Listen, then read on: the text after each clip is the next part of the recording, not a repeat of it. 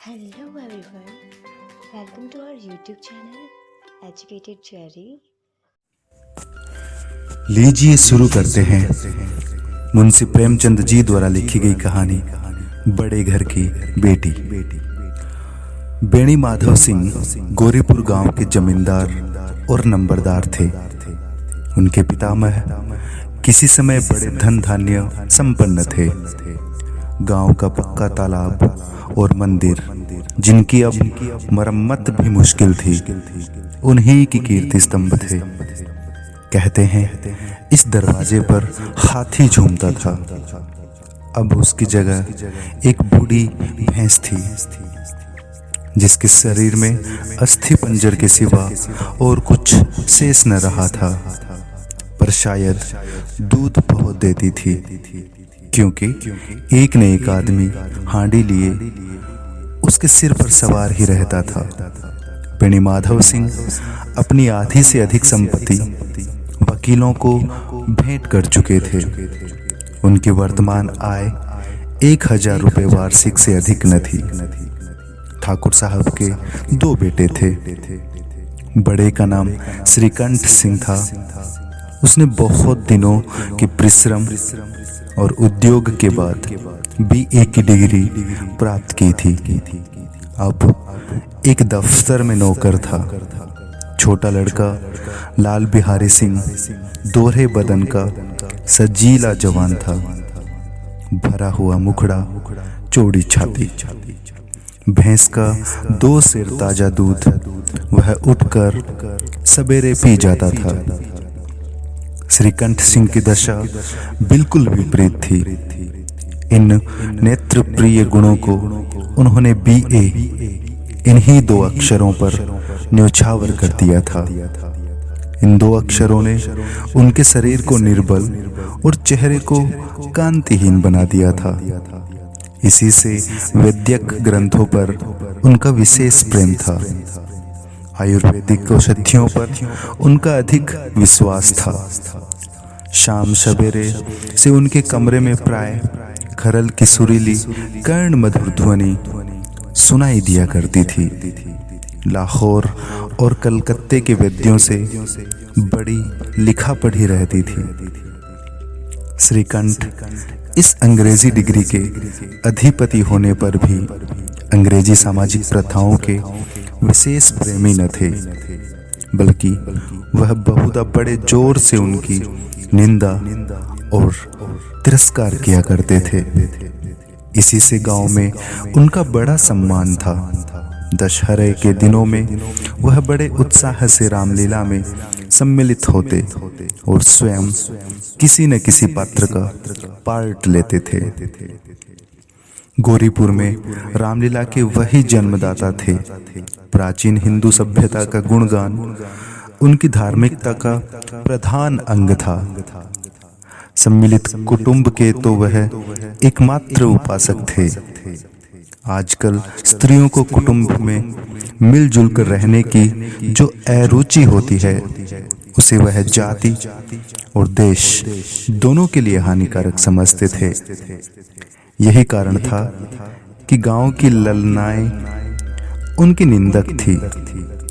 कोई कोई तो उन्हें अपना शत्रु समझने में भी संकोच न करती थी। स्वयं उनकी पत्नी को ही इस विषय में उनसे विरोध था।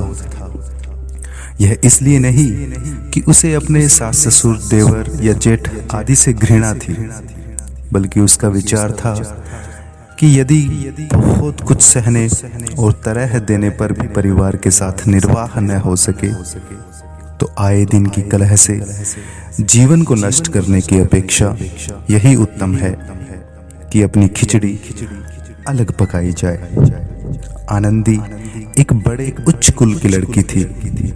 उसके बाप का एक छोटी सी रियासत के तो तालुकेदार थे। विशाल भवन, एक हाथी, 3 कुत्ते, बाज, बहरी शिकरे, झाड़, फानुस, ऑनरेरी मजिस्ट्रेट और ऋण, जो एक प्रतिष्ठित तालुकेदार के भोग्य पदार्थ हैं, सभी यहाँ विद्यमान थे। नाम था भूप सिंह। बड़े उदार चित्त और प्रतिभाशाली पुरुष थे, पर दुर्भाग्य से लड़का एक भिन्न था। 7 लड़कियां हुई और देव योग से सब की सब जीवित रही। पहली उमंग में तो उन्होंने 3 ब्याह दिल खोल कर किए, पर 15-20 हजार रुपयों का कर्ज सिर होने पर तो उनकी आंखें खुली, हाथ समेट लिया। आनंदी चौथी लड़की थी। वह अपनी सब बहनों से अधिक रूपवती और गुणवती थी। इससे ठाकुर भूप सिंह उसे बहुत प्यार करते थे। सुंदर संतान को कदाचित उसके माता पिता भी अधिक चाहते हैं। ठाकुर साहब बड़े धर्म संकट में थे कि इसका विवाह कहाँ करें। न तो यही चाहते थे कि ऋण का बोझ बढ़े, और न यही स्वीकार था कि उसे अपने को भाग्यहीन समझना पड़े। एक दिन श्रीकंठ उनके पास किसी चंदे का रुपया मांगने आया। शायद नागरी प्रचार का चंदा था। भूप सिंह उनके स्वभाव पर रीझ गए और धूमधाम से श्रीकंठ सिंह का आनंदी के साथ ब्याह हो गया। आनंदी अपने नए घर में आई तो यहाँ का रंग ढंग कुछ और ही देखा। जिस टीम ताम की उसे बचपन से ही आदत पड़ी हुई थी, वह यहाँ नाम मात्र को भी न थी। हाथी घोड़ों का तो कहना ही क्या, कोई सजी हुई सुंदर बहली तक न थी। रेशमी स्लीपर साथ लाई थी, पर यहाँ बाग कहाँ।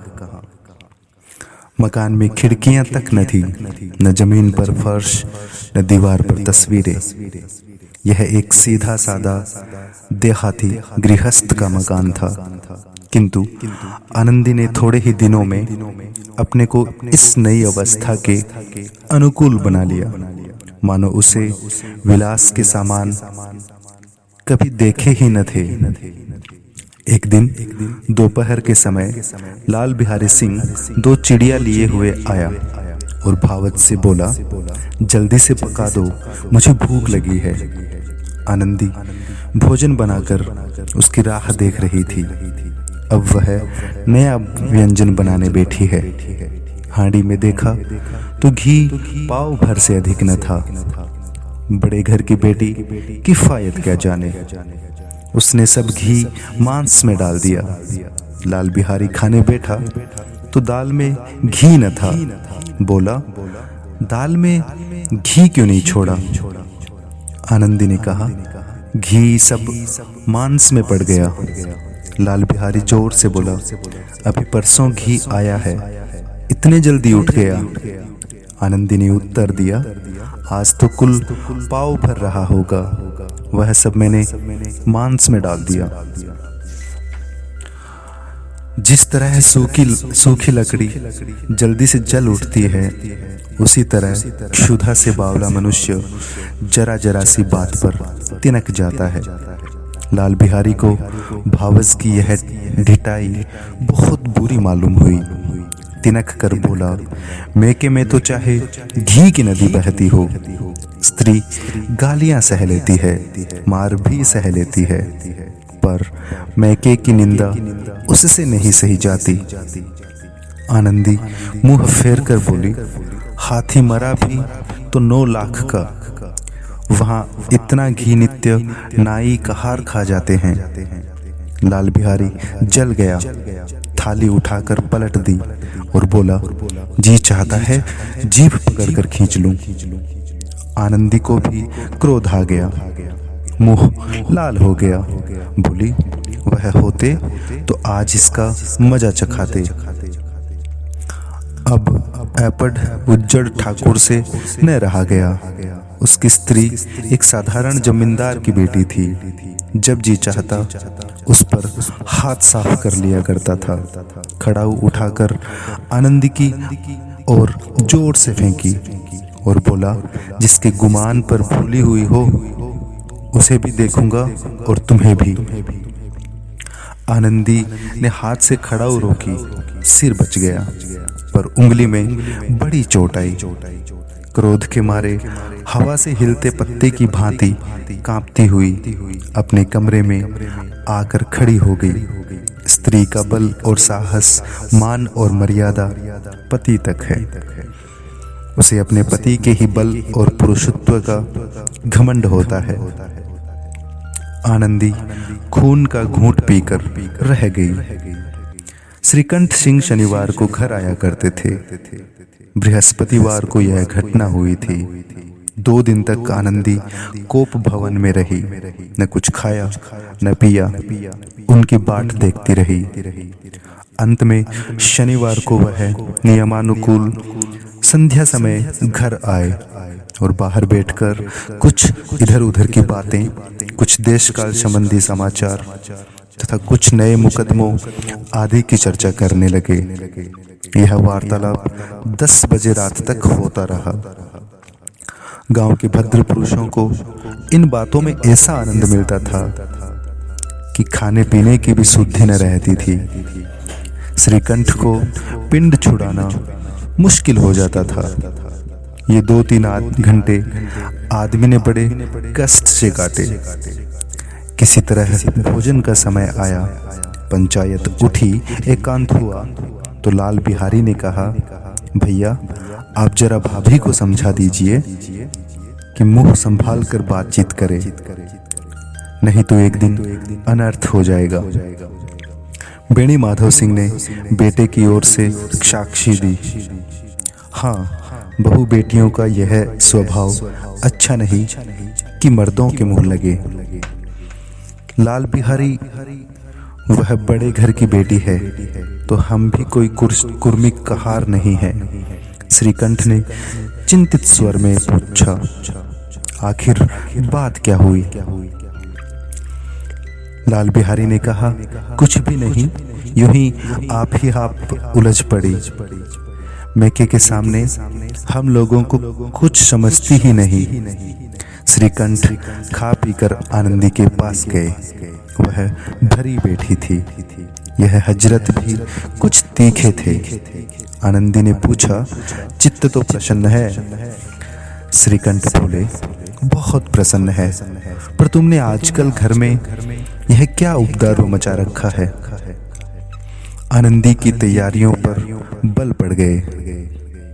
झुंझलाहट के मारे बदन में ज्वाला सी दहक उठी। बोली, जिसने तुमसे यह आग लगाई है उसे पाऊं तो मुंह झुलस दूं। श्रीकंठ, इतनी गर्म क्यों होती हो? बात तो कहो। चपरासगिरी करने का भी शऊर नहीं।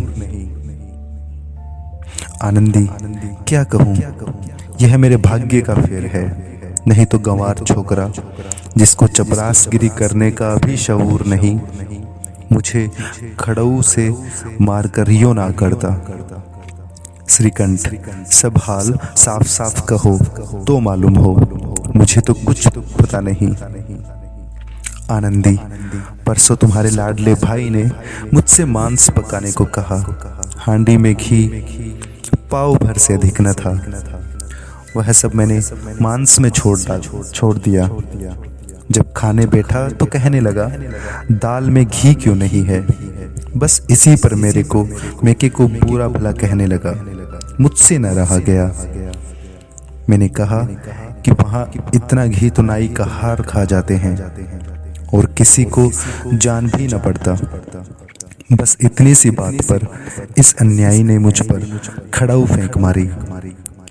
यदि हाथ से न रोक लेती तो सिर फट जाता। उसी से पूछो, मैंने जो कुछ कहा है वह सच है या झूठ? श्रीकंठ की आंखें लाल हो गई। बोले, यहाँ तक हो गया इस छोकरे का यह साहस। आनंदी स्त्रियों के स्वभाव अनुसार रोने लगी, क्योंकि आंसू उनकी पलकों पर रहते थे। श्रीकंठ बड़े धैर्यवान और शांत पुरुष थे। उन्हें कदाचित ही कभी क्रोध आता था। स्त्रियों के आंसू पुरुषों की क्रोधाग्नि भड़काने में तेल का काम कर देते हैं। रात भर करवटें बदलते रहे। उद्विग्नता के कारण पलक तक नहीं झपकी। प्रातःकाल अपने बाप के पास जाकर बोले, दादा अब इस घर में मेरा निवाह न होगा। इस तरह की विद्रोहपूर्ण बातें कहने पर श्रीकंठ ने कितनी ही बार अपने कई मित्रों को आड़े हाथों लिया था, परंतु दुर्भाग्य आज उन्हें स्वयं वही बातें अपने मुंह से कहनी पड़ी। दूसरों को उपदेश देना भी कितना सहज है। बेणीमाधव सिंह घबरा उठे और बोले, क्यों? श्रीकंठ, इसलिए कि मुझे भी अपनी मान प्रतिष्ठा का कुछ विचार है। आपके घर में अब अन्याय और हठ का प्रकोप हो रहा है। जिनको बड़ों का आदर सम्मान करना चाहिए वे उनके सिर चढ़ते हैं। मैं दूसरे का नौकर ठहरा घर पर रहता नहीं। यहाँ मेरे पीछे स्त्रियों पर खड़ाऊ और जूतों की बौछारें होती है। कड़ी बात तक चिंता नहीं, कोई एक की दो कह ले, वहां तक मैं सह सकता हूं, किंतु यह कदापि नहीं हो सकता कि मेरे ऊपर लात घूंसे पड़े और मैं दम न मारूं। बेणीमाधव सिंह कुछ जवाब न दे सके। श्रीकंठ सदैव उनका आदर करते थे। उनके ऐसे तेवर देखकर बूढ़ा ठाकुर अवाक रह गया। केवल इतना ही बोला, बेटा तुम बुद्धिमान हो। बेटा तुम बुद्धिमान होकर ऐसी बातें करते हो। स्त्रियां इस तरह घर का नाश कर देती है। उनको बहुत सिर चढ़ाना अच्छा नहीं। श्रीकंठ, इतना मैं जानता हूं, आपके आशीर्वाद से ऐसा मूर्ख नहीं हूं। आप स्वयं जानते हैं कि मेरे ही समझाने बुझाने से इसी गांव में कई घर संभल गए, पर जिस स्त्री की मान प्रतिष्ठा का मैं ईश्वर के दरबार में उत्तरदाता हूं, उसके प्रति ऐसा घोर अन्याय और पशुवत व्यवहार मुझसे ऐसा ही है। आप सच मानिए, मेरे लिए यही कुछ कम नहीं है कि लाल बिहारी को कुछ दंड नहीं देता। अब बेणीमाधव सिंह भी गरमाए, ऐसी बातें और न सुन सके। बोले, लाल बिहारी तुम्हारा भाई है, उससे जब कभी भूल चूक हो उसके कान पकड़ो। लेकिन श्रीकंठ, लाल बिहारी को मैं अब अपना भाई नहीं समझता। बेणीमाधव सिंह, स्त्री के पीछे? श्रीकंठ, जी नहीं, उसकी क्रूरता और अविवेक के कारण। दोनों कुछ देर चुप रहे। ठाकुर साहब लड़के का क्रोध शांत करना चाहते थे, लेकिन यह नहीं स्वीकार करना चाहते थे कि लाल बिहारी ने कोई अनुचित काम किया है। इसी बीच में गांव के और कई सज्जन हुक्के चिलम के बहाने वहां आ बैठे। कई स्त्रियों ने जब यह सुना कि श्रीकंठ पत्नी के पीछे पिता से लड़ने को तैयार है तो उन्हें बड़ा हर्ष हुआ। दोनों पक्षों की मधुर वाणियां सुनने के लिए उनकी आत्माएं तिलमिलाने लगी। गांव में कुछ ऐसे कुटिल मनुष्य भी थे जो इस कुल की नीतिपूर्ण गति पर मन ही मन जलते थे। वे कहा करते थे, श्रीकंठ अपने बाप से दबता है, इसलिए वह दब्बू है। उसने विद्या पढ़ी, इसलिए वह किताबों का कीड़ा है। बेणीमाधव सिंह उसकी सलाह के बिना कोई काम नहीं करते। यह उनकी मूर्खता है। इन महानुभावों की शुभकामनाएं आज पूरी होती दिखाई दी। कोई हुक्का पीने के बहाने और कोई लगान की रसीद दिखाने आकर बैठ गया। बेणीमाधव सिंह पुराने आदमी थे, इन भावों को ताड़ गए। उन्होंने निश्चय किया, चाहे कुछ ही क्यों न हो, इन द्रोहियों को ताली बजाने का अवसर न दूंगा। तुरंत कोमल शब्दों में बोले, बेटा मैं तुमसे बाहर नहीं हूं, तुम्हारा जो जी चाहे करो। अब तो लड़के से अपराध हो गया। इलाहाबाद का अनुभव रहित झल्लाया हुआ ग्रेजुएट इस बात को न समझ सका। उसे डिबेटिंग क्लब में अपनी बात पर अड़े रहने की आदत थी। इन हथकंडों की उसे क्या खबर।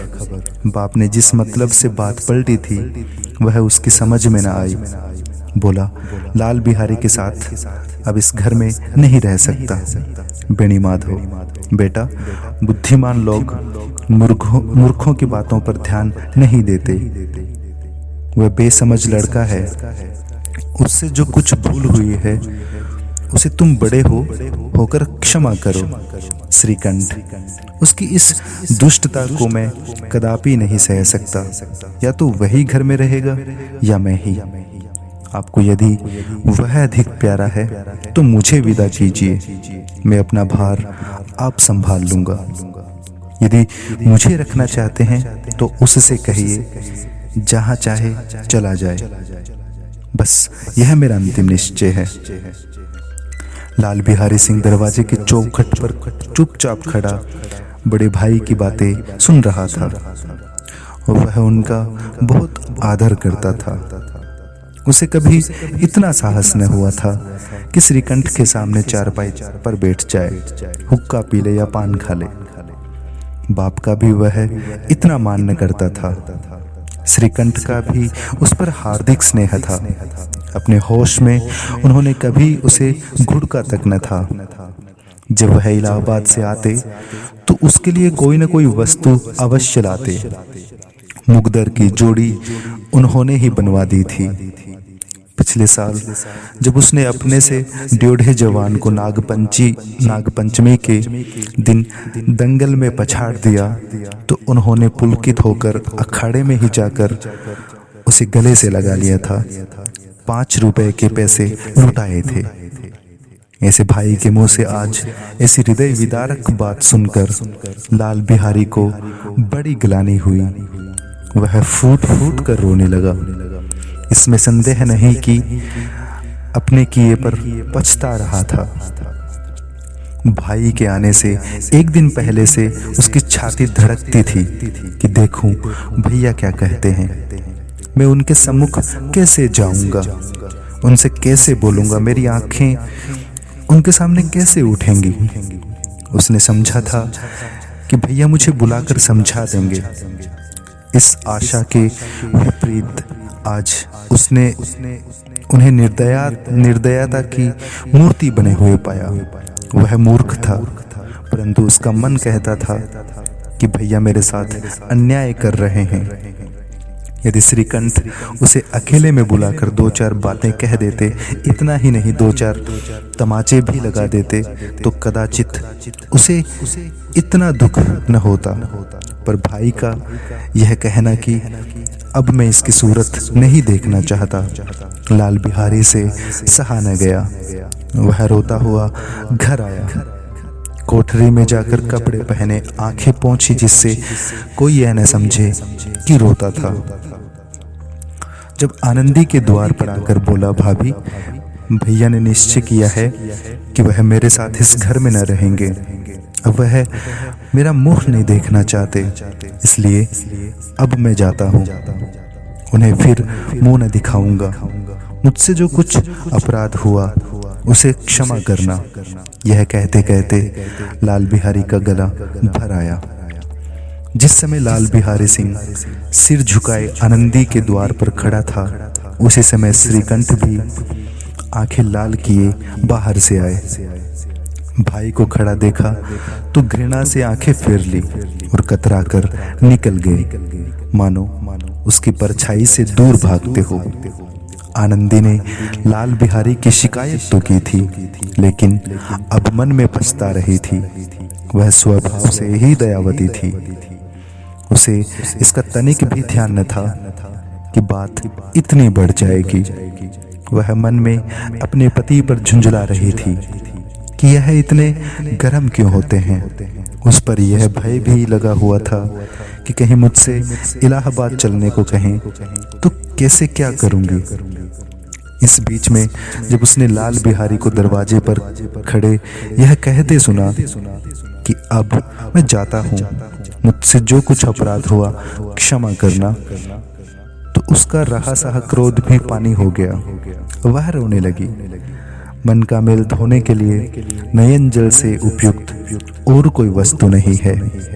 श्रीकंठ को देखकर आनंदी ने कहा, लाला बाहर खड़े बहुत रो रहे हैं। श्रीकंठ, तुम्हें क्या करूं? आनंदी, भीतर बुला लो, मेरी जीभ में आग लगे, मैंने कहां से यह झगड़ा उठाया। श्रीकंठ, मैं न बुलाऊंगा।